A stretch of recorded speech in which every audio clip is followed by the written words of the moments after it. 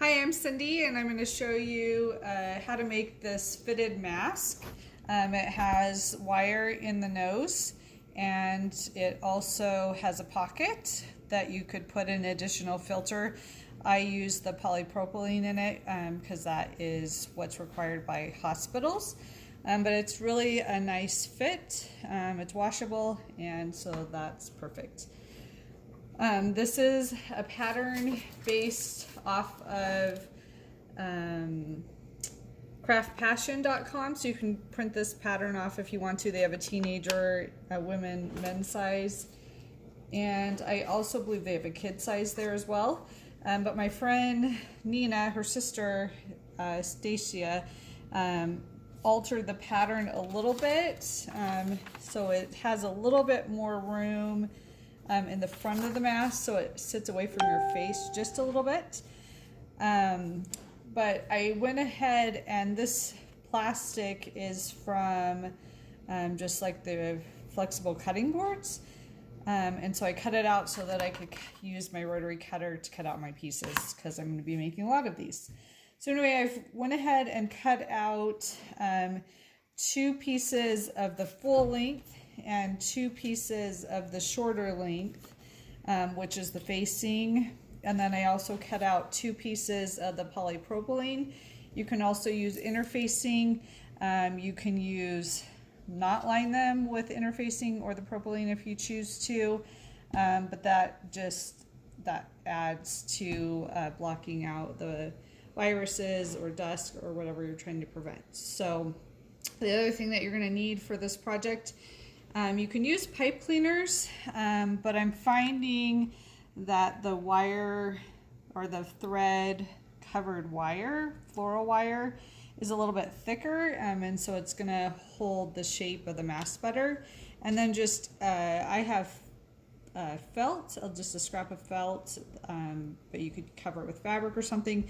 You just want to cover the ends so they're not like poking out and causing where the end point is on the mask. You don't want that popping through. So anyway, we're going to go ahead and get started sewing this. We're going to start, you're going to take your 2 lining pieces and you'll put those together, and then matching up the edge, and then you're going to, I apply my interfacing. If you're using iron-on, you could go ahead and iron this on. This is not something that's going to be ironed on, so I'm going to match up all 4 of the front pieces. You can see this, only the lining or the interfacing only goes to that shorter line. So we're going to line this up, and we're going to take this all over to the sewing machine.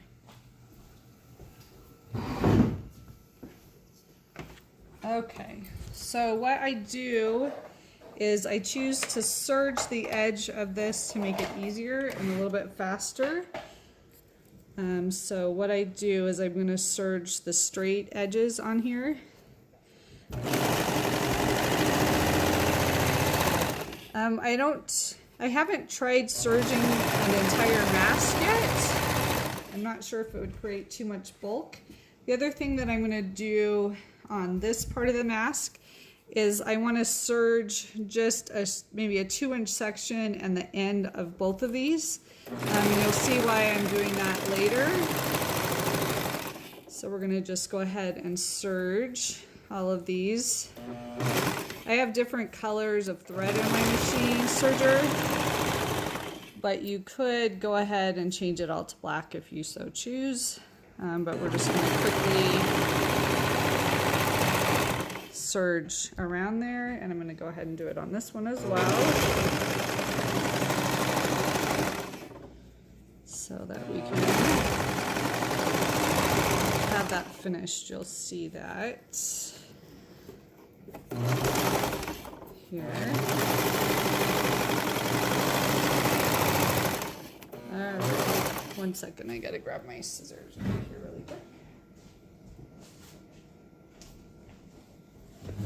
Okay, so that's the only thing we're going to use the serger for. So then I'm going to move over here to the machine, and we're going to put these together. So we have our 2 front pieces. So So we're gonna lay those on top of each other. This is black, so it's a little harder to see. But we're gonna sandwich our polypropylene on here as well. And then you can pin it just to kind of hold it in place. Some people, you could also use the clips, which I do have some of those, but forgot to grab those. So we're just gonna pin this in place here. And we're gonna just sew a small seam on here, because if you sew 1/4 inch, then you're gonna have to clip all of the edges. And that's just gonna, if you're making a bunch of masks, that's just gonna add more time. And it can also, if you accidentally clip through the thread, it will cause it to all unravel. So as you can see, if we open this up, there is our finished seam on that one. So we're gonna go ahead and take this one. We're not putting interfacing or anything on these back two. So we're just gonna match them up. And then we're gonna sew the same distance back stitching and back stitching at the bottom. Okay, so then there's that one. So we're gonna have right sides together, and this feels a little bit funny, but it actually will be just fine. I don't open my seams because they're super small. I just squish them together, and then I'm gonna pin this, matching up both the black pieces of fabric and the bottom propylene. And then we're gonna do this on this side as well. And then we're gonna just stitch this. Let's make sure that's on there. Okay, and I'm only gonna start up further, and I start about the width of my serging, and we're just gonna go around all the way. Make sure you get that top done well. It's pretty pointed, so you don't want to miss that. And then we're just going to back stitch here.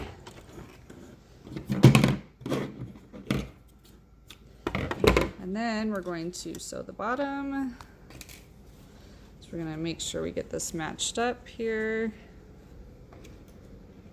We'll put a couple pins in it as well. We're going to pin this one. Okay, so now we're going to just stitch this side.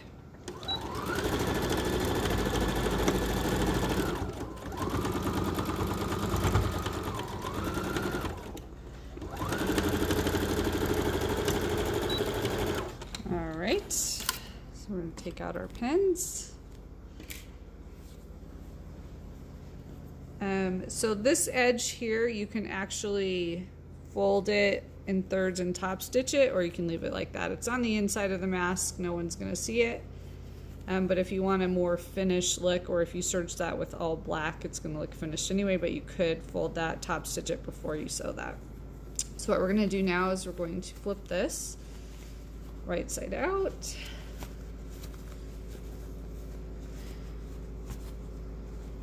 And on my other mask, I did do that top stitching, but okay, so what we're gonna do here, you can take this over and iron it if you'd like, but if you pin it, you don't really need to do that.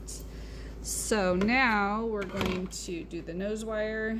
I just sandwich it in between this. You're not gonna wanna sew over it, but I just take this and I'm just gonna encase it in my felt. So I'm just feeling with my finger where the end of the wire is, and then I put it like that.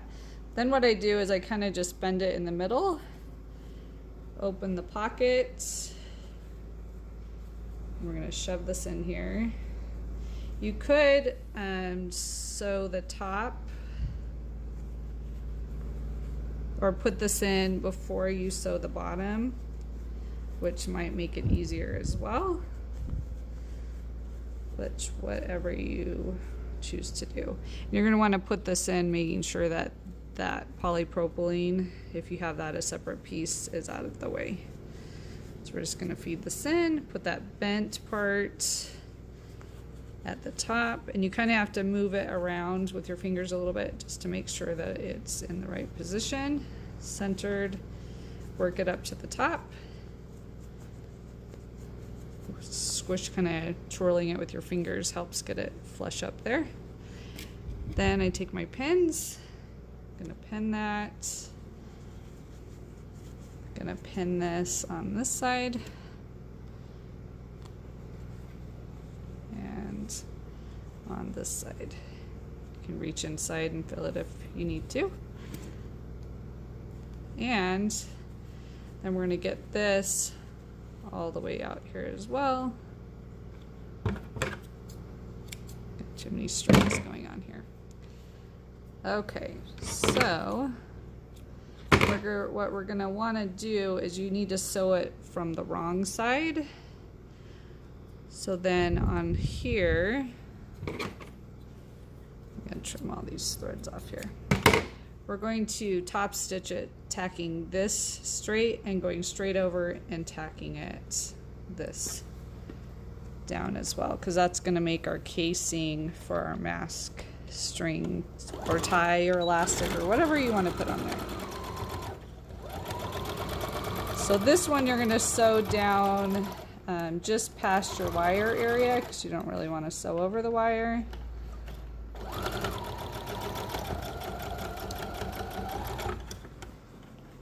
Alright, make sure that's all flat in there.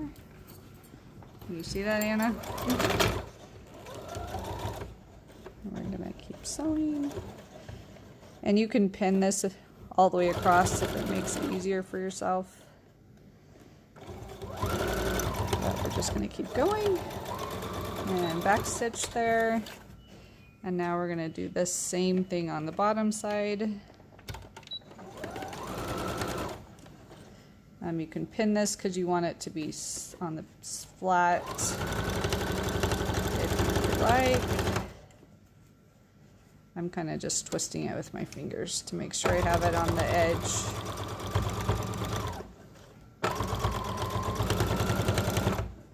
As you can hear, it's pretty thick in some areas. Okay, and then we're going to back stitch there. And then, let me just get rid of a couple more strings here.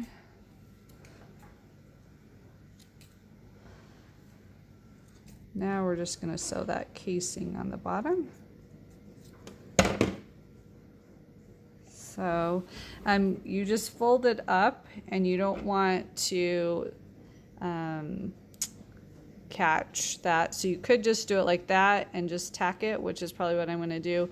If I had folded this over and top stitched it, it would make the casing a little bit bigger. So you may want to do that anyway. It's kind of whatever you're partial to. But we don't want to sew this part down. We want to keep that loose so that they could put a filter in there if they'd like. So we're just going to back stitch this here to make the casing. Okay, then we're going to do this side over here. A lot of strings here, folks. All right, let's see. Let's get rid of some of those. My grandma would not be happy seeing that I have not trimmed off all these strings previously, but we're in a pandemic, so we can't worry about it. But I would suggest trimming all your threads off at the very end. All right, so we're just going to do the same on this side. Sew down, back stitch, and we're going to trim that. Pull out our pins. And there's our shape. Now we're going to go over here. And I forgot to grab some t-shirt string. It's called t-shirt yarn, so you can look online for that. So I'm gonna have you just put it on that for a second while I go get the string really quick. All right. Okay. So we have our t-shirt string and a chopstick or what are those things called? A skewer? Yeah, thanks, Anna. That's what it's called. Works really well for this. So this is pre-cut to 1 inch. So I'm going to fold it over the top, and we are going to push it up through here, through our casing. Sometimes it takes a second to start it. I've twisted a little bit, and that might work easier. And you just push it all the way up through. And then we're going to do the other side as well.